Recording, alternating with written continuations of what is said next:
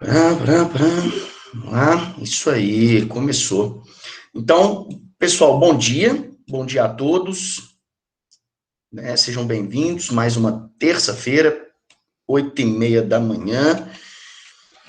Então, vamos começar. Bom, vocês estão ligados que nós estamos no módulo 29 do nosso conteúdo, né? Então, se a gente terminar esse módulo hoje, semana que vem, a gente termina toda a apostila, né? Então, o Hudson até conversou comigo, mas não tô lembrando de nada do que ele conversou comigo. E aí eu vou ter que trocar uma ideia com ele depois. Eu sei que eu vou ter que gravar umas aulas para revisão, para o revisional, né, ali de janeiro, né, que eu acho que ele explicou até no grupo para vocês sobre isso.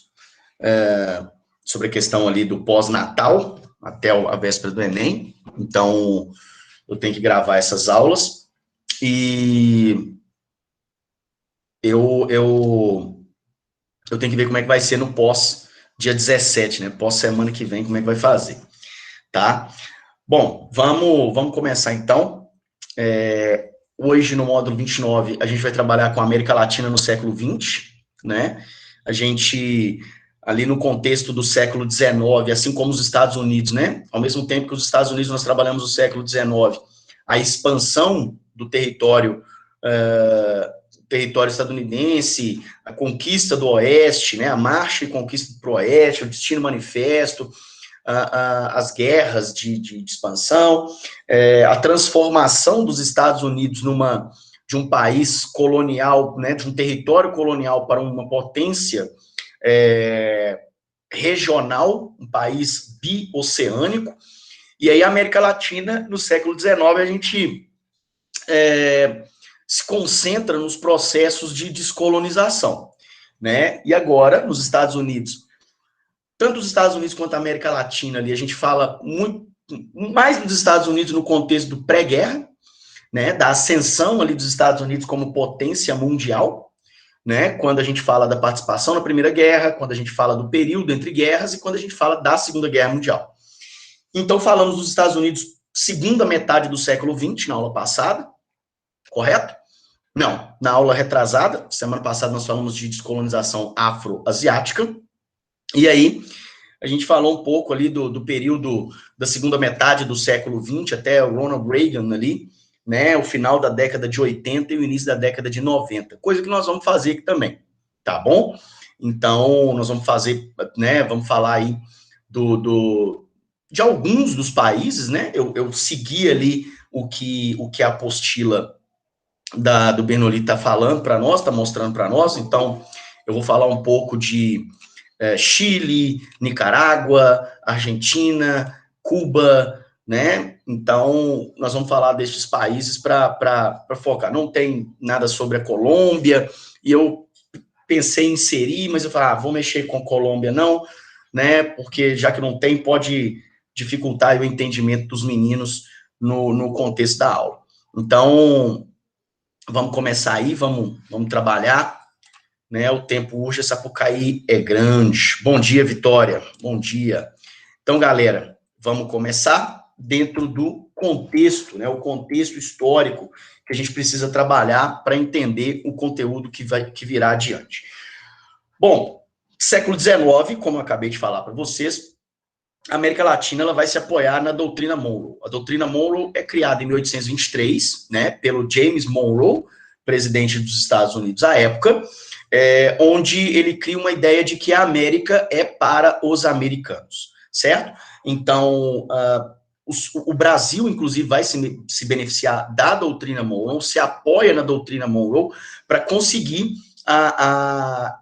o reconhecimento dos Estados Unidos, que já tem a sua parcela de relevância como país dentro do continente americano, já que foi o primeiro país a se tornar independente, se tornando independente de um país, de uma potência mundial, que é, através de uma guerra contra uma potência mundial, que é a Inglaterra, né, vencendo, inclusive, uma tentativa de recolonização no início do século XIX pelos ingleses. Então, a Inglaterra ela apanha duas vezes dos Estados Unidos, E aí a doutrina Monroe, ela vem com essa ideia de que a América é para os americanos e para mais ninguém. Então, os países da América Latina se apoiam neste processo, nessa doutrina, para conseguir o reconhecimento dos Estados Unidos e não sofrer tentativas de recolonização por parte das suas antigas metrópoles. O Brasil, como eu disse, se aproveita desse processo. Em 1824, a partir do momento em que a Constituição ela é outorgada por Dom Pedro I aqui no Brasil, os Estados Unidos é o primeiro país a reconhecer o Brasil como independente. Então, a Inglaterra e Portugal não vem outra saída a não ser também reconhecer os Estados ou o Brasil como independente, e aí tem a negociação para o pagamento de uma indenização de independência de 2 milhões de libras esterlinas, né?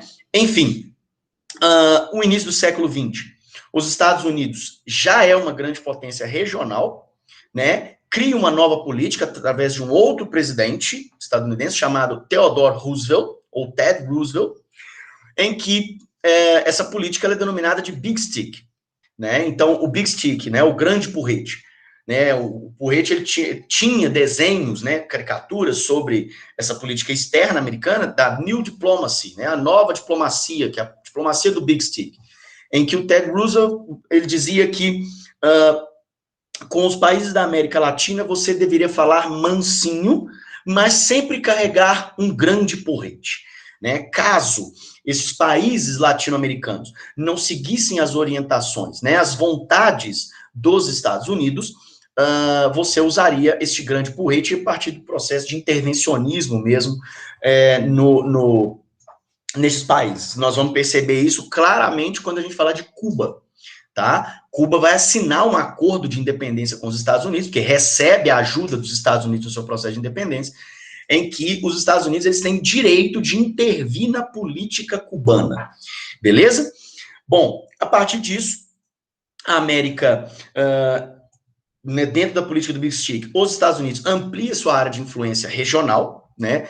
Transforma ali, entre aspas, a América Latina no seu quintal, né? O que muitos estadunidenses pensam, inclusive, até hoje. E aí a gente tem a consolidação, não apenas a ascensão, mas a consolidação dos Estados Unidos após a Segunda Guerra, como uma grande potência mundial, dividindo esse protagonismo com a União Soviética, dando início à Guerra Fria. Isso nós já falamos até agora, né? Já falamos aí nas aulas passadas. A América Latina, assim como outras partes periféricas do mundo, ela não ficaria fora das disputas, né? Longe das disputas por esses dois blocos hegemônicos pela ampliação de áreas de influência. A Europa era a grande menina dos olhos desses dois grupos hegemônicos, mas a África, a Ásia e a América Latina não ficariam distantes deste processo de disputa por áreas de influência, né? E alvo de disputas, como eu estou acabando de dizer, a América Latina ela continua submetida aos interesses dessas potências, principalmente os Estados Unidos, né? E as desigualdades, né, econômico-sociais existentes desde o período colonial, né, uma estrutura econômico-social, uma estrutura econômica agroexportadora e uma desigualdade social muito latente, né, isso continua acompanhando, né, a América Latina, o subcontinente americano, né, até os dias de hoje, desde o período colonial até os dias de hoje. Né? A América Latina ela é reconhecidamente um continente, né, um subcontinente pobre, né, um subcontinente desigual, né, então, e que é alvo de várias lutas por melhorias de vida da população e golpes de Estado para a manutenção de privilégios de uma classe política composta majoritariamente por privilegiados, né, pela ali sucessores, né, não é dependentes, eu perdi a palavra completamente aqui, mas descendentes da elite criouda da América Espanhola e de uma elite colonial aqui na América Portuguesa, né, no Brasil. Bacana? A gente passa, então, para o México, como o próprio Porfírio Dias, que foi um ditador mexicano de 1876 a 1911, que abriu o mercado, né, mexicano para a entrada de capitais estadunidenses, e a entrada de capitais estadunidenses no México não foi só benéfico para o México, foi, pelo contrário, né, muito maléfico, a ponto do próprio Porfírio Dias, né, ele relembrando as guerras, né, de conquista do Texas, do Novo México, da Califórnia, em que os americanos, no início do século XIX, tomaram esses territórios para si. O Porfírio Dias, ele dizia, né, que ele tinha uma frase que ele dizia: pobre México, tão longe de Deus e tão próximo dos Estados Unidos. Mas não adianta, tá tão próximo dos Estados Unidos que precisa do capital estadunidense dentro do território mexicano, né? O Porfírio Dias, como eu disse, é um ditador, beleza? Governa para uma minoria, né, elitista da região do México, principalmente da região da capital, da cidade do México.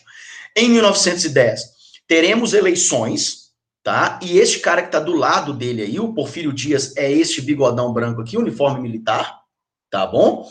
E este homem, este bigodão maravilhoso aqui, também, né? Ele é o Francisco Madero, tá bom? O Francisco Madero, ele é derrotado em 1910 por uma ampla margem de votos para o Porfírio Dias, tá bom?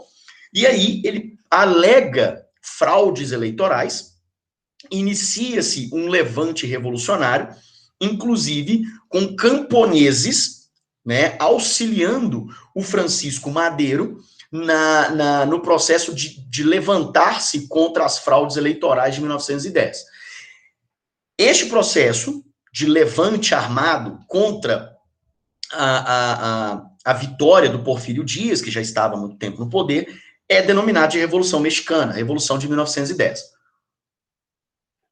Dois homens são reconhecidamente importantes nesse processo, que são os dois líderes camponeses, né? O Pancho Villa, o Francisco Villa, chamado de Pancho Villa, e Emiliano Zapata, tá? Então, estes dois são líderes camponeses que aglutinam muito apoio em torno de si, apoio numérico e também, podemos dizer, apoio armado.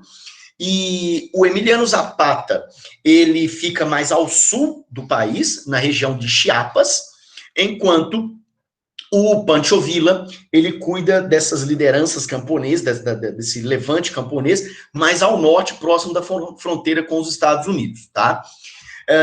O Madero, né, a partir da Revolução Mexicana, ele assume a presidência, já que o Porfírio Dias, ele tenta conter a revolução, não consegue e renuncia, tá? E o Madero, prometendo aquilo que os líderes camponeses tanto queriam, que era uma reforma agrária ampla, né, para a população mexicana, para o campesinato mexicano, ele assume a presidência, mas não executa as reformas necessárias, principalmente a reforma agrária.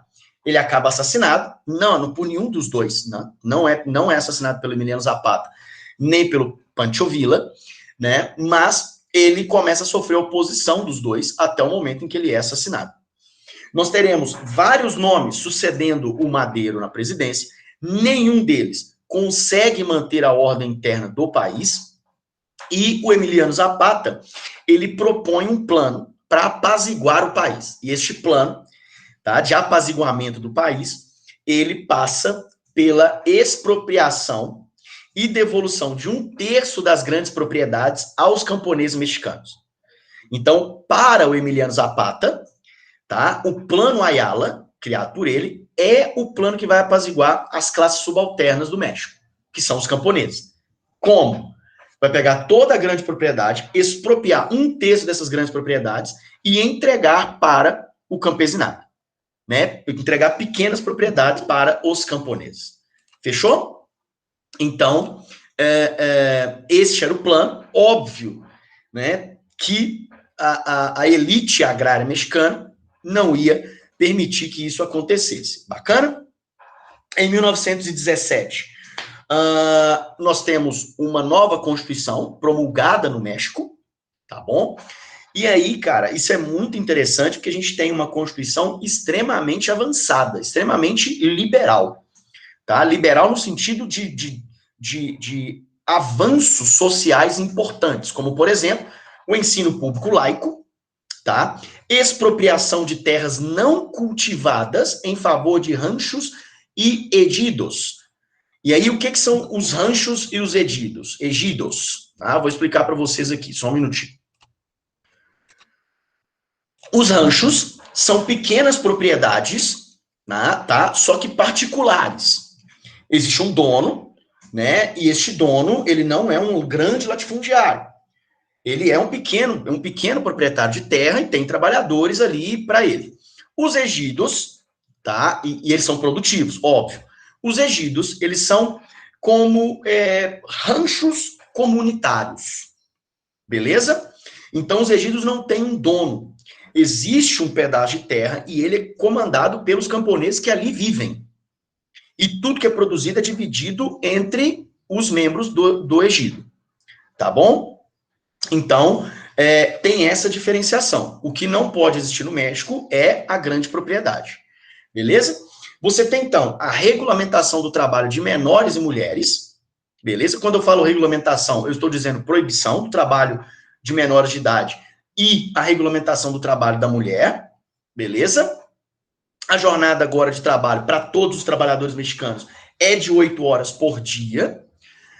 O Brasil não tem isso neste período. Em 1917, o Brasil não tem isso ainda, tá?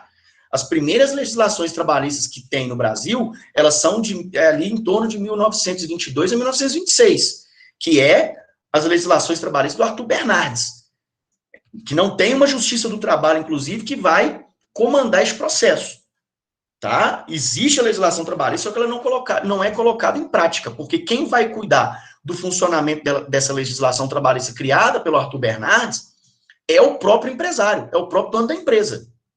Então, é colocar a galinha para a raposa tomar conta. Beleza? Então, não funciona. Então, aqui você cria uma instituição estatal que vai cuidar do processo. No caso, uma instituição, no caso, judicial, na esfera do judiciário, de um dos 3 poderes. Então, você cria uma justiça do trabalho que vai determinar, né, que vai dar, através da Constituição, permitir o direito de greve e a organização sindical dos trabalhadores. Não só trabalhadores, mas também dos patrões, do empresariado.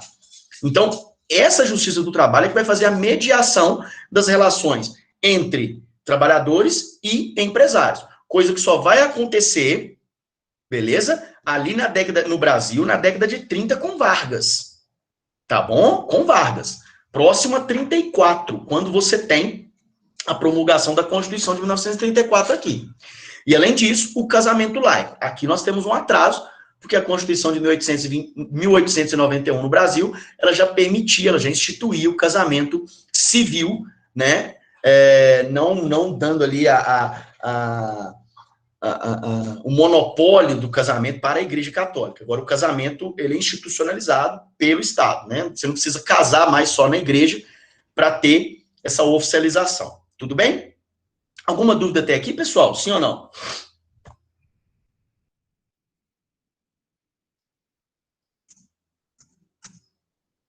Não. Não? Beleza. Ninguém respondeu, eu vou ficar esperando. Vamos lá. A gente tem, então, o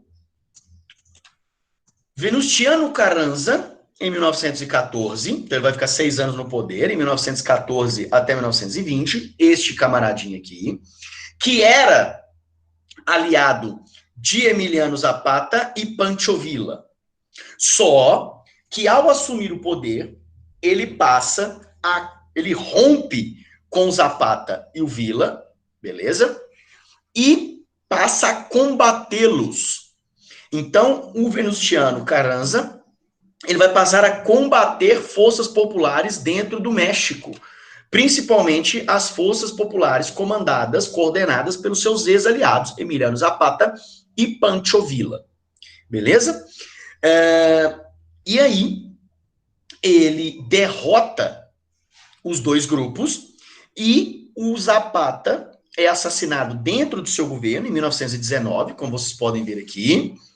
E o Pancho Villa, não mais no seu governo, o Carranza, mas as perseguições continuam, e ele é morto em 1923, também assassinado. Então, para vocês terem uma ideia, o Emiliano Zapata, na província de Chiapas, né, que eu disse para vocês, lá no sul do México, na região sul do México, a província de Chiapas, ela é uma das províncias, ela ainda hoje é uma das províncias mais pobres do México, tá? E foi recriado, tá, um movimento baseado no zapatismo do início do século. Porque os camponeses que seguiam o Emiliano Zapata, né, deram o nome ao movimento de zapatismo. E hoje, né, você tem ali, idos da década de 90 até o tempo atual, você tem o Exército Zapatista de Libertação Nacional, a EZLN, que é comandada, né, pelo subcomandante Marcos, que é um pseudônimo, que ninguém sabe a sua real identidade. O subcomandante Marcos é que comanda a EZLN, né, o Exército Zapatista de Libertação Nacional. E ele tenta diminuir, através da luta camponesa, as desigualdades sociais dentro da província de Chiapas. Ele já fez...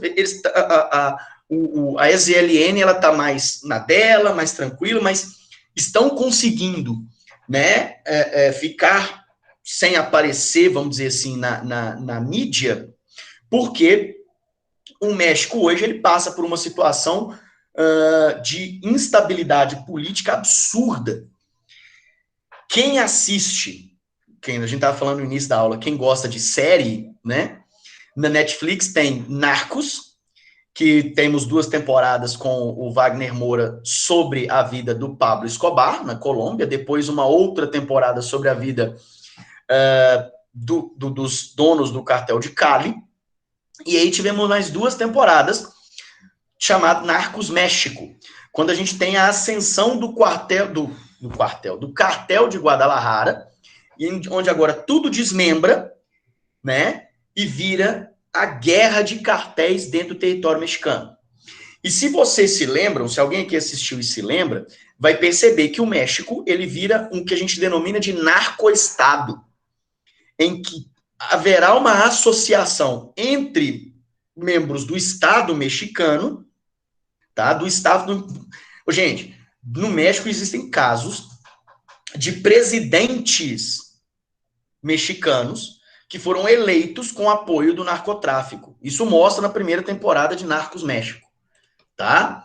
Então, isso.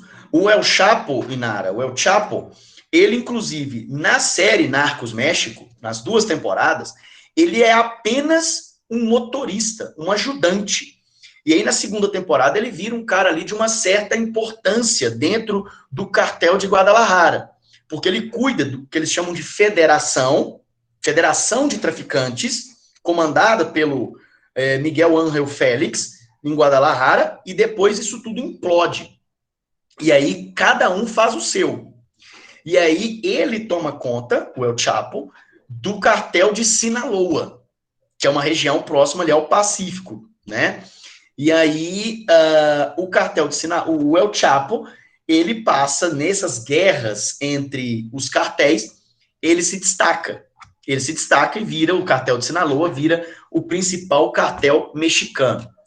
Hoje, inclusive, é muito interessante que um dos principais cartéis que rivaliza com o cartel de Sinaloa é um cartel que é comandado por ex-paramilitares, ex-militares de elite do exército mexicano que combatiam os traficantes.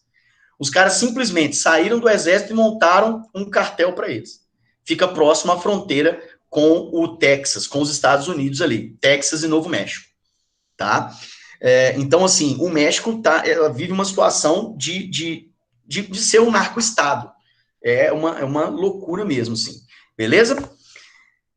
Bom, pós-Revolução Mexicana, então, no final da década de 20, em 1929, é criado o PNR, o Partido Nacional Revolucionário. Em 46, já, né, ali, pós-Lázaro Cárdenas, que eu vou explicar dele agora, o PNR vira PRI, ou PRI, tá? O Partido Revolucionário Institucional. E aí, galera, o Lázaro Cárdenas, ele é um político do PNR que virou PRI, tá? PRI. Ele é um líder populista que vai trabalhar com a nacionalização de empresas estrangeiras. Então, ele vai nacionalizar empresas estadunidenses de petróleo e empresas inglesas de ferroviárias. As empresas de petróleo estadunidenses nacionalizadas são transformadas em uma só, em uma empresa estatal mexicana que existe até hoje, a chamada Pemex, tá? Petróleo Mexicano. E as ferrovias também são estatizadas, beleza?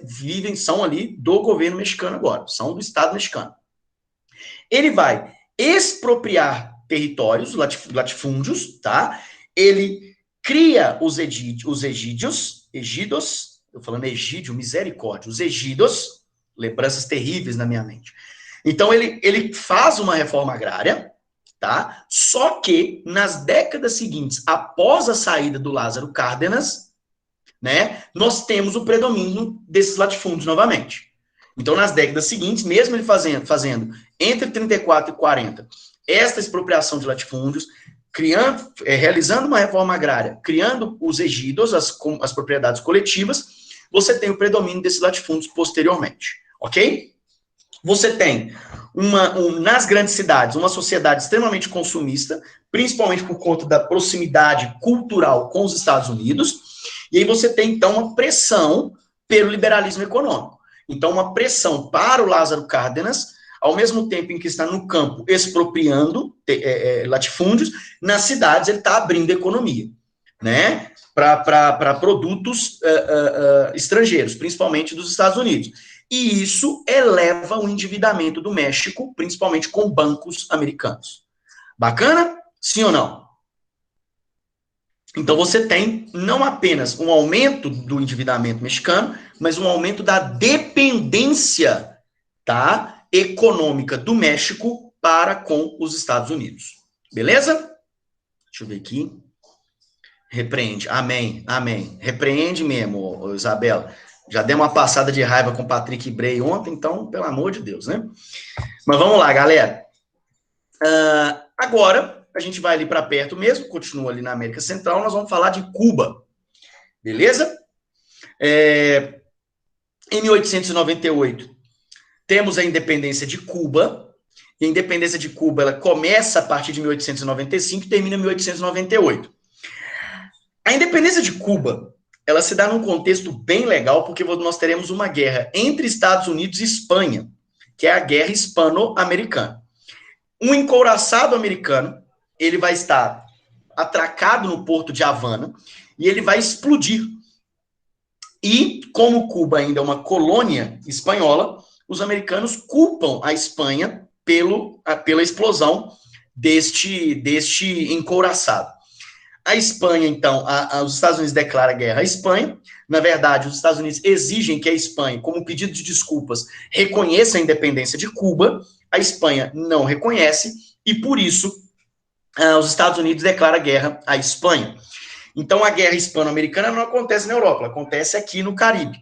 As forças marítimas espanholas não são párias para a marinha estadunidense, né? E a marinha americana vence a guerra facilmente, e toma Porto Rico, Cuba e as Filipinas lá no Pacífico. Então, as Filipinas, elas deixam de ser colônias espanholas para serem protetorados estadunidenses. Beleza? E aí, em Cuba, os Estados Unidos reconhecem a independência de Cuba, mas exigem dos políticos cubanos que eles assinem a Emenda Platt. E o que é a Emenda Platt? É um direito do governo dos Estados Unidos de intervenção em Cuba. Então, caso algum político cubano não realize, né, não faça aquilo desejável pelos americanos, ele pode ser retirado. Os americanos podem chegar com o exército lá, né, e retirar o político do poder e pronto, e colocar alguém que eles queiram que seja colocado. Sacou? Então, os cubanos aceitam isso, tá? Então, você tem uma manutenção de estrutura colonial. Isso piora após a década de 30, quando o Gerardo Machado Morales, que é o presidente cubano, ele vai ser destituído do cargo pelo Fulgêncio Batista. Tá? O Fulgêncio Batista, ele derruba o governo do Machado Morales e assume o poder em Cuba ditatorialmente. Ele tem essa autonomia porque ele tem o controle das Forças Armadas, ele é um antigo general, tá? O Fulgêncio Batista, ele é membro das Forças Armadas cubanas, e ele tem o apoio dos Estados Unidos porque ele é ligado aos Estados Unidos. E aí, galera, o que vai acontecer? A gente tem uma disposição de Cuba como mercado dos Estados Unidos. Então, Cuba, ela se torna quase que um estado dos Estados Unidos, beleza? E aí, o que vai acontecer? A gente tem uma ditadura extremamente corrupta, tá? Extremamente corrupta, uma submissão absurda ao poder dos Estados Unidos e uma repressão violentíssima contra os opositores do Fulgêncio Batista. Ele tem o controle das Forças Armadas, então ele faz o que ele quiser. O que acontece? Cuba, durante o período Fulgêncio Batista, tá? Ele vai transformar Cuba no... O que eu posso dizer? Qual a palavra que eu posso usar para vocês aqui? No prostíbulo dos Estados Unidos, tá? Não existia Las Vegas ainda. Não estou dizendo que Las Vegas é um prostíbulo. Estou dizendo que é um lugar de jogatina, de cassinos, de diversão e tal. Todo mundo já viu o filme em que os caras falam o que se faz em Vegas, fica em Vegas. Não é isso mesmo? O que acontece em Vegas, fica em Vegas. Cuba era a Las Vegas antes de Las Vegas. Então, Cuba era recheado de cassinos, hotéis e era um local para que os magnatas americanos pudessem aproveitar das benesses do governo Fulgêncio Batista na ilha de Cuba. Então, eles faziam o que queriam, tá? Isso era, assim, é fato, beleza? Os americanos podiam fazer o que quisessem em Cuba. Até porque você tem a emenda Platt, você tem um cara que é ligado intimamente, umbilicalmente ligado aos Estados Unidos, ao governo dos Estados Unidos, tá? Então, dificilmente derruba-se o Fulgêncio Batista. Isso só vai acontecer em 59, quando membros do exército cubano, já insatisfeitos com o Fulgêncio Batista, já não tem tanto controle assim do exército, mesmo assim, eles vão lutar pelo governo Fulgêncio Batista contra a guerrilha de Sierra Maestra, tá? Então você vai ter o início da Revolução Cubana, ali por volta de 57, 56, 57, beleza? Antes disso, Fidel Castro já tinha sido preso, tá? Por tentativa, lá em 53, por tentativa de golpe contra o Fulgêncio Batista. Ele ficou em exílio no México, de onde ele reorganizou, né, a guerrilha para poder tomar o poder em Cuba. Então, Fidel Castro, Ernesto Che Guevara, que não é cubano, é argentino, Raul Castro, irmão de Fidel Castro, e Camilo Cienfuegos, eles são os líderes da Revolução Cubana. Aqui nós vemos 3 desses 4 que eu falei com vocês. Ernesto Che Guevara, Fidel Castro e Camilo Cienfuegos, tá? Então, eles vão fazer uma guerra de guerrilha por 2 anos, quando eles vão tomar diversas cidades no interior de Cuba, beleza? Eles vão ter a adesão de vários membros da população cubana, principalmente camponeses, tá? Das cidades mais distantes de Havana, beleza? E aí, eles vão criar a guerrilha de Sierra Maestra, quando eles vão, primeiro, ensinar os camponeses a luta armada. Depois, quando eles já estiverem preparados para lutar, aí sim, você começa a tomar quartéis do exército cubano em várias partes, várias cidades da ilha, até você tomar o principal quartel em Havana. O Fulgêncio Batista não tem outra alternativa a não ser fugir de Cuba para Miami em 1958. Lembrando que Miami, né, está ali a 180 quilômetros de Havana, é pertíssimo, tá? E aí Havana é tomada pelos rebeldes, e o governo revolucionário cubano, ele está no poder até os dias de hoje, beleza? Não mais com Fidel Castro, não mais com Raul Castro, né? Mas o Partido Comunista Cubano, ele ainda está no poder.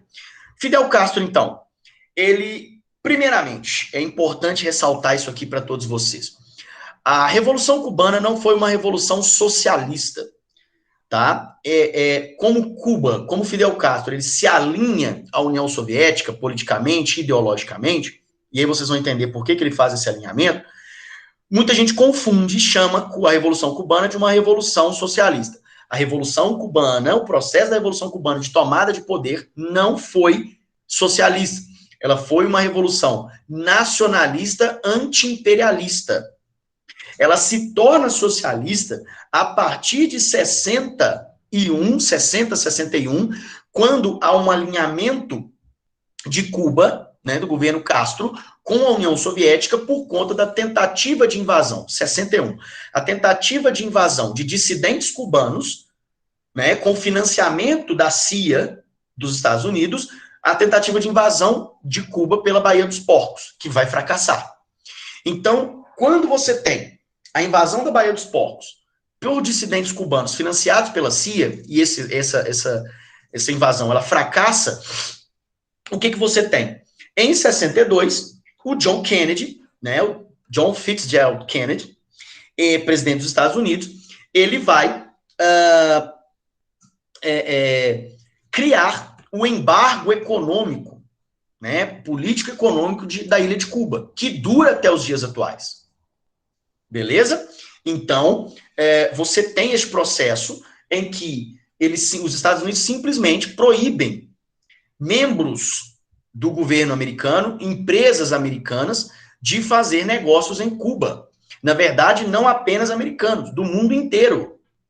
Bacana? O que acontece é que, posteriormente, você tem uma flexibilização e a permissão de que países europeus, latino-americanos, possam investir em Cuba se tiver algum interesse. Tanto que hoje Cuba é o destino de muitos turistas que ficam nos resorts espanhóis, né, construídos em Cuba. Bacana? Mas empresas americanas não podem negociar com o governo cubano. Existiu uma derrubada, um início de derrubada do embargo econômico contra Cuba pelo governo Barack Obama, mas quando o Donald Trump venceu em 2016, uma das primeiras medidas que ele tomou foi a revogação, né, da política Obama de reaproximação com Cuba. Então, voltando aqui ao Fidel Castro. Fidel Castro no poder vai nacionalizar empresas estrangeiras que estão em Cuba, todas elas serão nacionalizadas sem pagamento de indenização. Ele promove uma reforma agrária ampla em Cuba, tá? Membros do antigo governo que ainda se opõem ao governo Fidel Castro serão perseguidos e fuzilados, tá? Muitos outros serão exilados, beleza? Por isso que nós temos fuga de cubanos para os Estados Unidos, principalmente para a Flórida. A Flórida tem uma comunidade cubana muito grande, muito forte, muito barulhenta, que inclusive votou em massa no Donald Trump, tá? Por causa disso, eles enxergam os republicanos com uma visão mais anti-Castro, né? Anti-ditadura Fidel Castro do que os democratas, então eles votam em massa no Partido Republicano. Você tem a dissolução do exército e das forças policiais fiéis ao Fulgêncio Batista e a criação de forças de segurança ligadas ao novo comando, ao Fidel Castro, principalmente. Você tem o rompimento das relações diplomáticas com os Estados Unidos, beleza? E aí você tem todo o processo que eu acabei de falar para vocês. A invasão da Baía dos Porcos em 61, que eu disse para vocês que foi fracassada.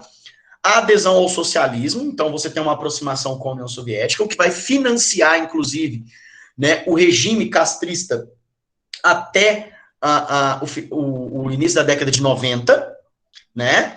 Então você tem todo a ajuda soviética, né? A ajuda financeira soviética canalizada para saúde e educação. Então, Cuba é referência em saúde e em educação. Para vocês terem uma ideia, eu sugiro um documentário. É óbvio que esse documentário ele é parcial, mas eu sugiro esse documentário para vocês. Um documentário bem bacana, chama Sickle. Acho que é assim que escreve, tá? É assim que escreve. Se tiver errado, vocês me corrijam, por favor. É um documentário do Michael Moore, que ele vai pegar alguns bombeiros que trabalharam no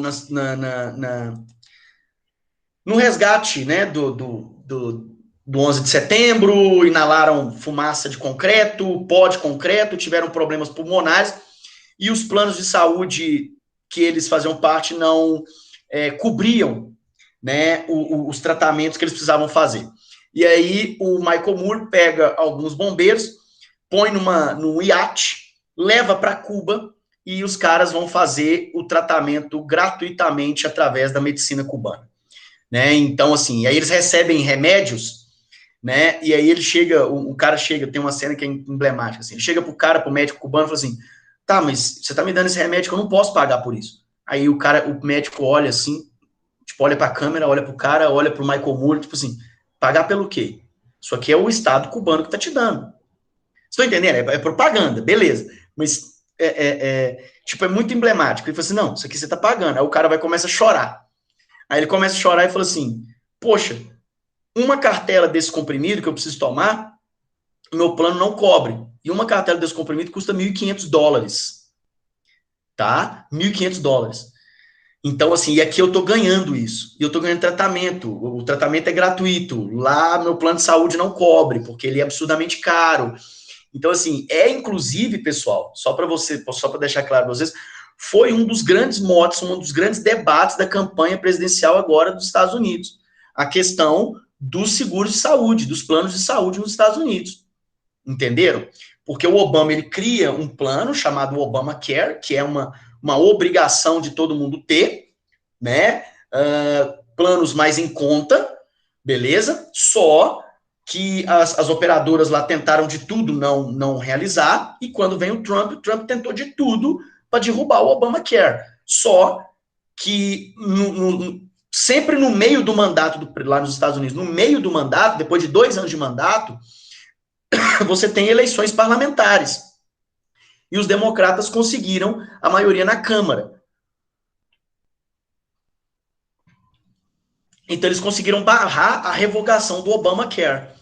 Então, assim, é uma situação que voltou à discussão, voltou ao debate por causa da pandemia, né? Então, por exemplo, a Suprema Corte dos Estados Unidos, ela obrigou as operadoras de saúde nos Estados Unidos a cobrir, né, os seus pacientes, os seus clientes que fizessem uso de UTI, de hospitais, por causa do Covid. Né? Teve casos de americanos que tiveram Covid, o cara ficou 53 dias na UTI, quando ele saiu, ele recebeu uma conta de $1 milhão. Entendeu? Pelo uso dos respiradores, pelo leito que ele ficou ocupando. E aí ele entrou na justiça e a justiça determinou que o plano teria que cobrir aquilo. Sacou? Então, tipo assim, gente, eu prefiro pagar caro no iPhone aqui e ter SUS do que quebrar um dedo e ir no hospital e ter que pagar até pelo band-aid que os caras vão colocar aqui, bicho, pagar caro por isso. Então, tem que defender o SUS mesmo, tem jeito não. Beleza? Eu vi gente aí, eu acho que foi, não sei se é aluno ou ex-aluno, que foi no hospital da Unimed e foram tirar sangue do braço. Foi você, Marcela? Ou foi outra pessoa que eu vi no Twitter, na rede social, não sei. E aí, bicho, foram tirar o sangue do braço e, tipo assim, faltou amputar o braço da menina. Entendeu? Aí, Valentine, isso mesmo, foi a Valentine, ex-aluna do ano passado. E aí eu lembro da galera falando, lá no regional não tem isso, no regional não tem isso. Tipo assim, não é o melhor dos mundos o regional, né? Mas existe ali um atendimento mais rápido e melhor, sei lá, do que na Unimed e tal. Gente, eu falo isso com com minha namorada, eu falo isso com meus amigos. Plano de saúde virou SUS da classe média, galera. Eu levei minha mãe na UPA um dia desse aqui em Belo Horizonte, minha mãe demorou 3 horas para ser atendida, tá? Eu lembro de, em 2011, eu ter quebrado o braço, quebrei meu punho, quebrei os 2 ossos, rádio, uno aqui, jogando bola, e fui para o hospital e demorei 3 horas, hospital particular, Unimed, para ser atendido, entendeu? Então, assim, o SUS não é o melhor dos mundos, mas é talvez aquilo que a gente tenha de melhor. Né? Eu gosto do candidato a prefeito aqui em BH, um dos candidatos a prefeito em BH, que ele fala assim, todo mundo sabe que saúde pública é uma porcaria, o SUS é uma porcaria, mas a melhor porcaria do Brasil é de Belo Horizonte. Ele fala desse jeito, porque ele investiu pra caramba aqui, saca? Então aqui a coisa meio que funciona bem aqui em Belo Horizonte. Mas vamos voltar aqui, pessoal. Como eu disse, né, a ajuda soviética canalizada para saúde e educação, né, a educação cubana também é referência no mundo todo, beleza? E a crise, né, econômica, política, social em Cuba, ela intensifica-se a partir do final da década de 80 por conta do desmantelamento do bloco soviético, o fim da União Soviética em 91, e aí você tem o fim dos empréstimos, o fim das ajudas financeiras soviéticas para Cuba, né, o que a gente chamava de mesada soviética, não era isso, mas a ajuda financeira ela deixou de existir. Então, Cuba teve uma queda vertiginosa ali na sua pobreza, na desigualdade também, não queda, na verdade, mas o contrário, aumentou a desigualdade, aumentou a pobreza em Cuba. Beleza? E aí a gente vem para a América do Sul. Né? A gente vem para o Chile, também importante país aqui, para a gente falar sobre a questão chilena. Em 1970, nós temos a eleição de Salvador Allende, tá? Que é eleito através de uma frente socialista de partidos de esquerda, né? Ele é um nome que já havia tentado se tornar presidente há muito tempo, e aí ele vence em 1970. O objetivo do Allende não era criar uma ditadura socialista, tá? Era implementar o socialismo através de um projeto nacionalista, tá? De maneira legal e constitucional, sem desrespeitar a Constituição chilena e sem dar golpe de Estado, ele completamente legalista. Ele dizia que ele iria implementar o socialismo no Chile pela via chilena. Então ele não ia se alinhar nem à União Soviética, nem à China e nem a nenhum tipo de ditadura socialista. Tá? Iria ser de forma legal, constitucional e democrática. Beleza? Para isso, as suas principais ações seriam a estatização da exploração do cobre. O Chile é o maior produtor, o maior explorador de cobre do mundo, tá? Disparado, né? Então, ele iria estatizar a exploração de cobre no território chileno. Bancos privados seriam também estatizados e o comércio exterior seria controlado também pelo Estado. Então, haveria uma intervenção do Estado na economia chilena, além de tentar elaborar e executar uma reforma agrária no Chile. Bom, qual foi a reação, né, com as medidas, as ações do Salvador Allende? O Congresso Nacional não era de maioria do seu partido, então ele tinha obstáculos dentro do Congresso, era maioria conservadora, então ele teria que negociar muito para conseguir aprovar as suas ações, e ele tinha também o temor das Forças Armadas da implementação do comunismo no Chile, de que o objetivo de criar um projeto de implementação do socialismo por via pacífica, legal e constitucional era apenas um pretexto para implementar uma ditadura comunista no Chile. Bacana? Em 1973, com o apoio dos Estados Unidos, tá? Desde 70, na verdade, o Exército ele cria uma doutrina de segurança interna, segurança nacional, e dentro dessa doutrina de segurança nacional, coisa que vai ser muito comum nas ditaduras latino-americanas da década de 60 e 70, a ideia de doutrina de segurança nacional, que é basicamente evitar, né, a implementação e a ampliação do comunismo na América Latina. Bom, os Estados Unidos são os grandes financiadores deste projeto, através de uma política criada pelo Kennedy em 1961, chamada Aliança para o Progresso.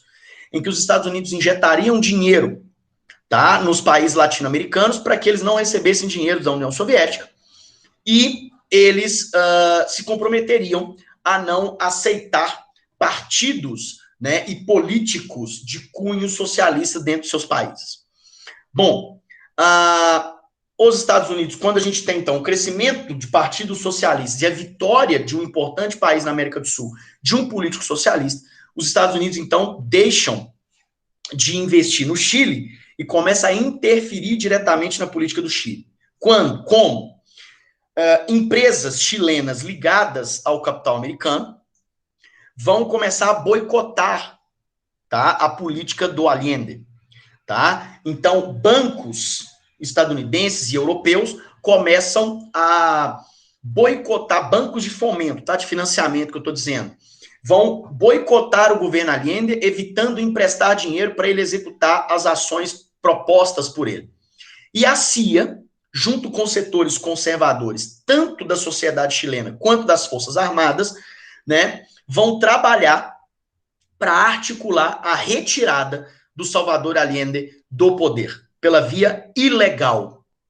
E no dia 11 de setembro de 1973, este camarada aí de óculos, né, o Augusto Pinochet, o general Augusto Pinochet, ele vai ordenar o ataque ao Palácio de La Moneda, que é o palácio presidencial chileno. O Palácio de La Moneda vai ser bombardeado pela Força Aérea Chilena e soldados do exército chileno invadirão o Palácio de La Moneda, onde o Salvador Allende, presidente do Chile, vai resistir ao golpe, tá? Aqui ele está armado, como vocês podem ver. Ele vai resistir ao golpe e ele transmite ao vivo pela rádio estatal chilena o que está acontecendo, tá? Então, tem uma foto emblemática da posse do Allende, que ele está tomando posse, e o Augusto Pinochet, ele é escolhido como o chefe do Estado-Maior das Forças Armadas chilenas. E ele está atrás do Allende, tá?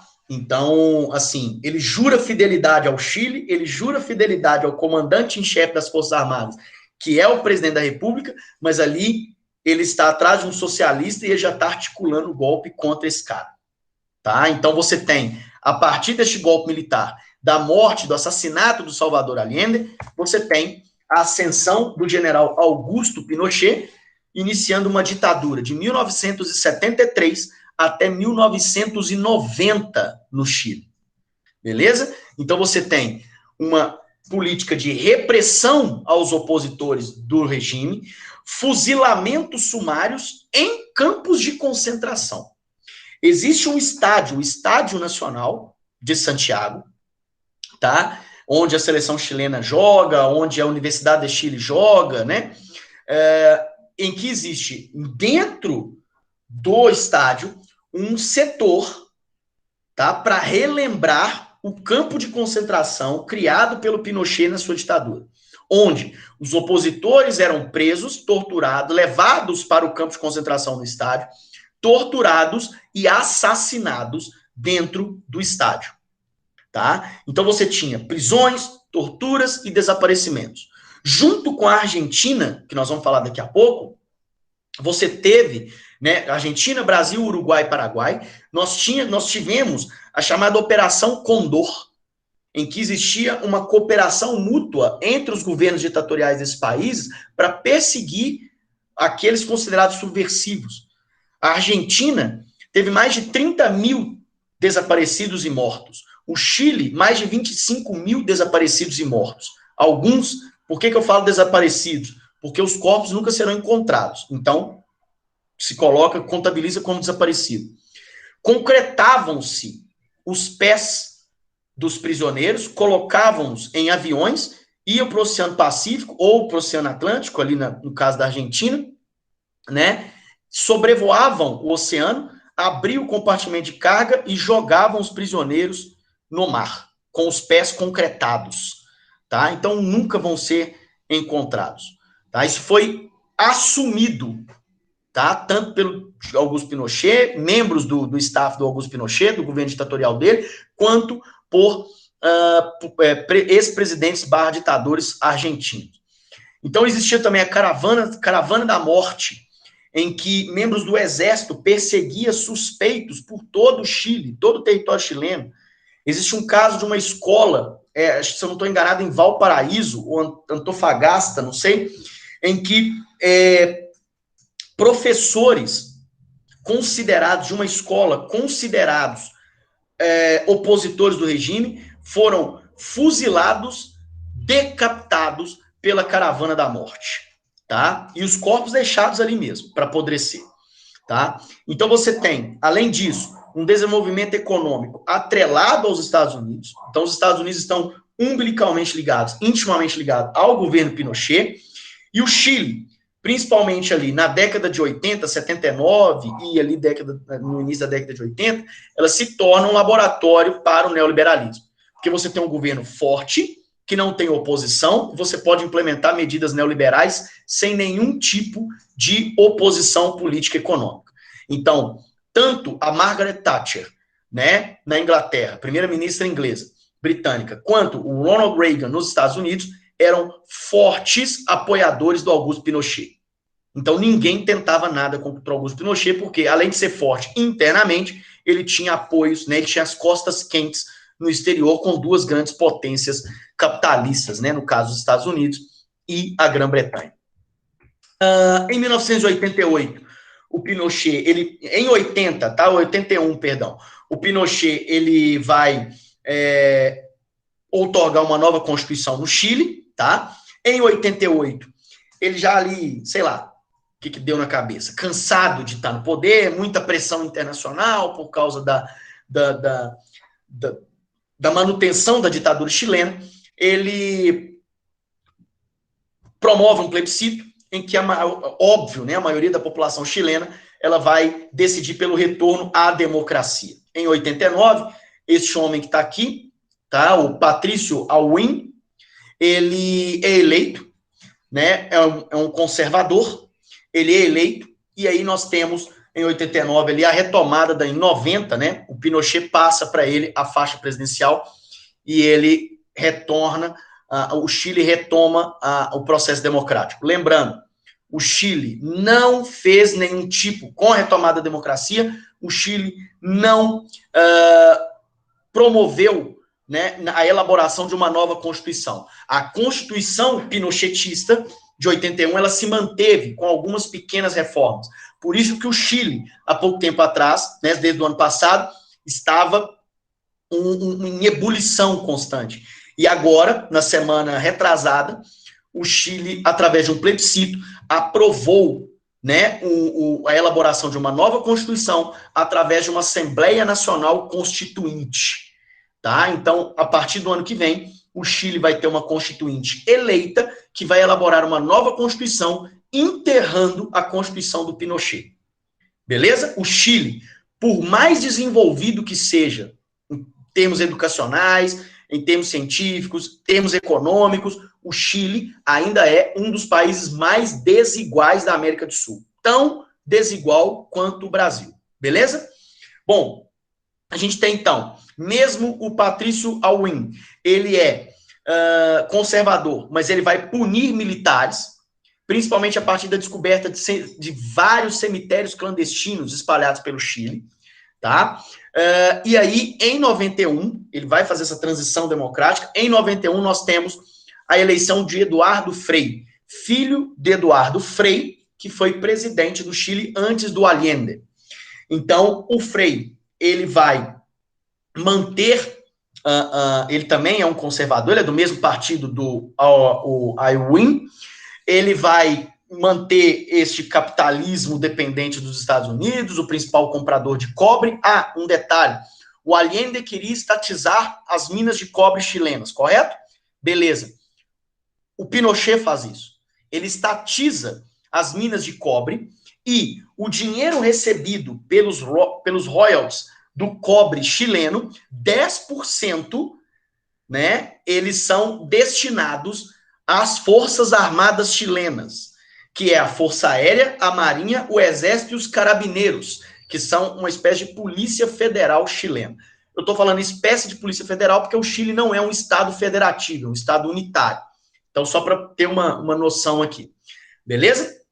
Nós temos os senadores biônicos, o Eduardo Frei ele vai enfrentar esses senadores biônicos, porque existem vários membros das Forças Armadas ligadas ao Pinochet que estão no Senado. O Pinochet, antes de sair, ele deu de presente a pessoas fiéis a ele durante a sua ditadura cargos no Senado. E o Pinochet deu a ele, com a entrega do poder ao Patrício Aylwin, né? Ele deu a ele um cargo de senador vitalício. Em 95, governistas e pinochetistas vão lutar mesmo. Nós teremos ali casos de tensões sociais muito grandes, muitos conflitos entre esses dois grupos, mas o grupo do Pinochet acaba vencedor e ele se mantém como senador vitalício. Acontece que em 98, o Eduardo Frei manda o senador Pinochet para uma missão diplomática em Londres e um procurador espanhol, tá? O Bartolomeu Guzmán, acho que é Bartolomeu Guzmán mesmo, se eu estiver enganado eu olho depois e passo para vocês. Ele processa o Pinochet por cidadãos espanhóis terem sido mortos na ditadura dele. E pede a prisão dele. Como a Inglaterra e a Espanha fazem parte da União Europeia, ele pode ser preso e processado pela Espanha. Ele fica um bom tempo preso domiciliarmente na casa da Margaret Thatcher, ex-primeira-ministra britânica, tá? Em Londres, até que é feito um acordo com a Procuradoria da Espanha para que ele respondesse o processo no Chile, alegando motivo de saúde. Foi um caso muito engraçado, que ele alega motivo de saúde, ele está de cadeira de roda, né? Tá lá todo torto na cadeira, e ele é levado para o Chile. Quando tiram ele da cadeira, do avião, dessas escadas com ele na cadeira de roda, e a cadeira de roda é colocada dentro da pista de pouso do aeroporto de Santiago, ele lá todo torto, ele levanta, agacha, põe a mão no solo do aeroporto, do chão do aeroporto, e dá um beijo. E levanta com a bengalinha e sai andando, normalmente. Normalmente, tá? Em 99, o Ricardo Lagos, que é este homem que está aí na foto, ele é socialista, do Partido Socialista, ele vence as eleições e inicia um processo de julgamento do Pinochet, né, baseado nas denúncias do procurador espanhol. Só que a justiça chilena inocenta o Pinochet, né, sob justificativa de senilidade, ou seja, ele está senil, né, então não tem por que prendê-lo. E aí nós vamos ter algumas situações bem interessantes, porque depois nós vamos ter a primeira mulher presidente chilena, que é a Michelle Bachelet, e quando ela foi, o pai dela era do comando das Forças Armadas, foi anti-golpe, foi oposição ao golpe, né, contra o Salvador Allende, e o pai dela foi preso, torturado e morto, tá? E aí, quando ela vence, o filho do Pinochet, que já havia morrido, ele falou mal dela. Ela simplesmente expulsou, numa canetada, ela expulsou o filho do Pinochet das Forças Armadas e mandou prendê-lo. Processou e mandou prender, tá? Então, lá no Chile, você teve, por exemplo, o Patrício Aylwin, quando eu coloco aqui que ele pune militares, descobre cemitérios clandestinos, ele implementa uma comissão da verdade, igual foi feito aqui no Brasil, mas lá foi uma comissão da verdade de verdade, que houve punição efetiva a todos aqueles que torturaram e mataram cidadãos chilenos, tá? Então, aí você tem, através do Ricardo Lagos, um desenvolvimento econômico muito forte no Chile, redução do índice de miséria, tá? Crescimento médio de quase 6% ao ano, erradicação do analfabetismo, uma simplificação da burocracia e uma flexibilização dos tributos. Então você tem um Chile que parou de olhar só para trás e começou a olhar para frente também. Beleza? Óbvio, sem esquecer do período da ditadura chilena, mas olhando para frente. Óbvio, né? Como eu disse, sem esquecer da ditadura chilena, porque ninguém teve a capacidade, né, ou poder suficiente para, a partir do parlamento, mudar a Constituição chilena.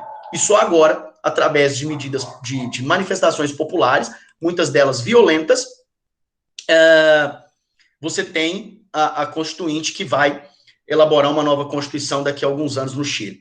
Sim, Nara, tá do ladinho dele. Pode ter certeza que tá mesmo. Beleza? Alguma dúvida até aqui, pessoal? Sim ou não? Gente, bom dia.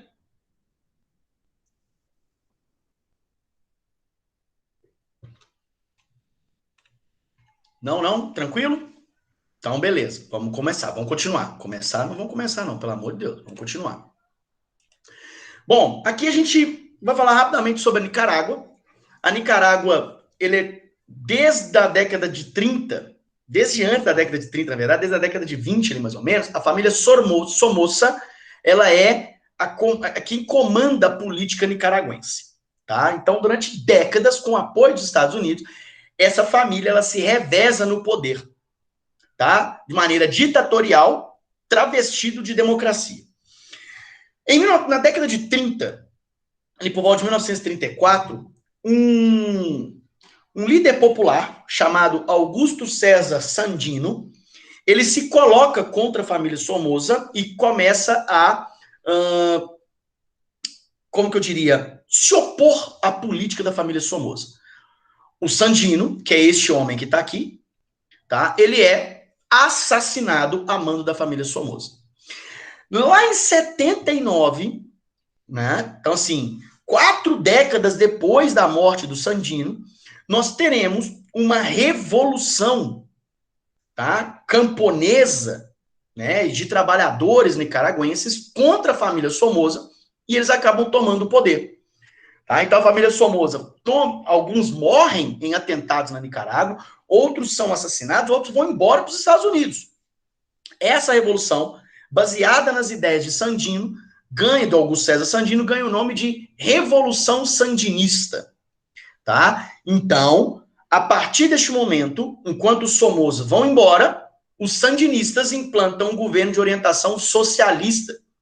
São vários líderes revezando-se no poder, com destaque para o Daniel Ortega, que está no poder hoje na Nicarágua, tá bom? Mas está fazendo cagada em cima de cagada, como, por exemplo, negar a pandemia do coronavírus.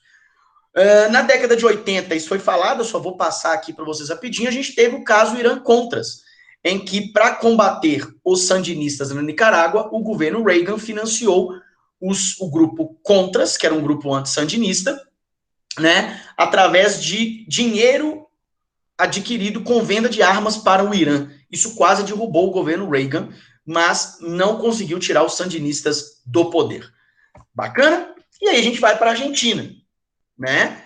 De 1946 a 52, então ali próximo, né, ao governo, quase próximo ao governo Vargas, né? Um ano depois do Vargas, a gente tem um governo de características populistas na Argentina, que é o primeiro governo de Juan Domingo Perón. Sim, características populistas e fascistas também, tendências fascistas, né? O Perón, ele estatiza ferrovias, empresas de telefonia, petróleo, companhias de eletricidade, medidas populistas ali para agradar a população insatisfeita com os governos liberais conservadores anteriormente. Você tem, através desse processo de estatização, crescimento da indústria do país, regulação das importações, criação de legislações trabalhistas, tá? Uma postura anti-americana e anti-britânica, ou seja, ele vira uma terceira via, né? Ele se intitulava uma terceira opção, uma terceira via. Eu não sou nem capitalista e nem comunista, eu estou no meio. Né? O Perón se colocava nessa posição. Em 51, né, fica até estranho, né, porque 46, 52, 51, 55, porque a gente vai ter eleições em 51 e o Perón vence essas eleições. Então, em 51, nós temos o segundo governo Perón, tá? Um apoio popular absurdo ao presidente Juan Domingo Perón. Ele é cultuado pelos trabalhadores argentinos por conta das medidas que ele havia tomado no seu primeiro mandato. A elite argentina insatisfeitíssima com os rumos do país, porque não existe ali uma liberdade, né? O projeto do Perón é um projeto muito parecido com o Vargas, é um projeto nacionalista, né? O Estado conduz o desenvolvimento econômico, político e social da Argentina, né? E em 55, um golpe militar, né, com apoio dos Estados Unidos, coloca o Perón fora do poder, né? Então, ele sai em 55 e a gente tem a primeira ditadura militar chilena, argentina, em que eles só tomam o poder e entregam de volta a democracia para novas eleições. E aí, o Perón exilado na Espanha, né? Então, tirando ele do país, ele não vai ter poder sobre os políticos, mas um candidato peronista, este homem carequinha e bonitinho, né? O Arturo Frondizi, ele vence as eleições, tá? Em 62. Ele, eleito, sofre um novo golpe de Estado, tá bom? E aí nós temos a implementação, sim, de uma ditadura militar, agora de fato na Argentina, não para devolver o poder. A gente tem a ditadura militar desse homem que está do lado, que é o homem que derruba o Arturo Frondizi, que é o Juan Carlos Onganía. Ele trabalha fortemente para desnacionalizar a economia argentina, mas essa desnacionalização ela é contida por movimentos sociais peronistas. E aí vem ao seu lugar, no lugar do Onganía, um outro militar, que é o Alejandro Lanussi. O Lanussi, então, ele trabalha de outra forma. Se ele não consegue desnacionalizar porque os movimentos peronistas não deixam, então ele vai desmantelar o movimento peronista, tá? Ele é bem pragmático, ele retorna com o Perón do exílio, mas ele não permite que o Perón, por exemplo, se candidate à presidência da República, né? E ali ele vai presidir a Argentina de 71 a 73, vai criar mecanismos de evitar a ascensão do peronismo, mesmo com o Perón na Argentina, então ele governa ditatorialmente, mas com uma característica democrática, tá? E aí, em 73, a gente tem a eleição deste camarada aqui, ó, com cara de boa gente, né? Cara de cantor de tango, que é o Héctor Cámpora, que é um peronista. A eleição do Héctor Cámpora é uma manobra para conduzir o Perón e a sua esposa, Isabelita Perón, ao poder. O Perón já tinha sido casado lá atrás com a Eva Duarte, né, a Evita, que tinha morrido de câncer, morreu de câncer do útero, e ele que se casa depois com a Isabelita Perón lá na Espanha. O Héctor Cámpora, ele, poucos meses depois de assumir o poder, ele anula todas as medidas antiperonistas na Argentina e renuncia e convoca novas eleições, na qual o Perón e a Isabelita, ou seja, a chapa Perón-Perón, se candidata e vence as eleições com 62% dos votos. E aí nós temos o terceiro governo Perón, com muitas dificuldades econômicas, tá? O Perón faz aliança com a União Soviética, reata relações com Cuba, né? Adere aos países não alinhados, no caso, os países lá da Conferência de Bandung, na Indonésia, que eu falei na aula passada para vocês, né, os não alinhados, só que em 74 ele morre. E a Isabelita não tinha a mesma habilidade política do que o marido, né? Então, sem essa habilidade política, com uma crise econômica absurda, de inflação de 500% ao ano, greves estimuladas pelos próprios empresários, os chamados lockouts, que teve agora em 2018 da greve dos caminhoneiros. Vocês estão achando que foi caminhoneiro autônomo que fez greve? Quem fez greve foi as grandes transportadoras, né? Inclusive, lockout é proibido no Brasil, beleza? Então, greves estimuladas pelos próprios empresários levaram a um golpe militar em março de 76, quando a Isabelita é destituída do cargo e assume até 1981 esse carniceiro que vocês estão vendo aí, que é o Jorge Rafael Videla, beleza?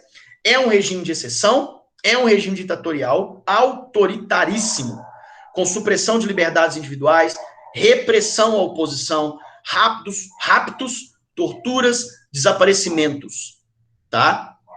O Videla, ele era acusado de sequestrar crianças, bebês e crianças de pessoas consideradas opositoras do regime.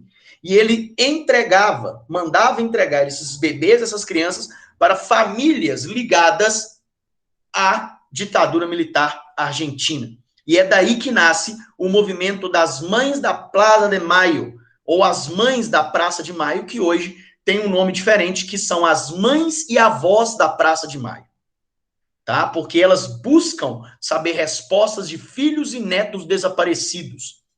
E se eu não estou enganado, já foram reencontrados em torno de 140 ou de 160 filhos e netos das Mães da Praça de Maio, mães e avós da Praça de Maio. Tá? Então nós temos, através do Videla, o desenvolvimento de economia neoliberal, com liberação de importações, que leva a um colapso do sistema produtivo nacional. Tá?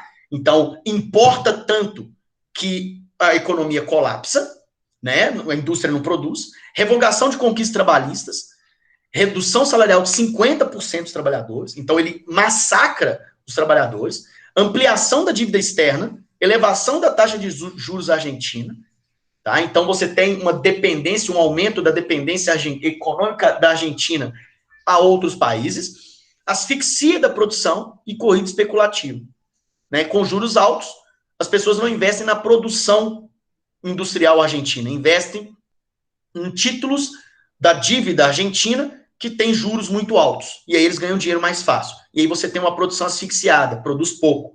E aí você tem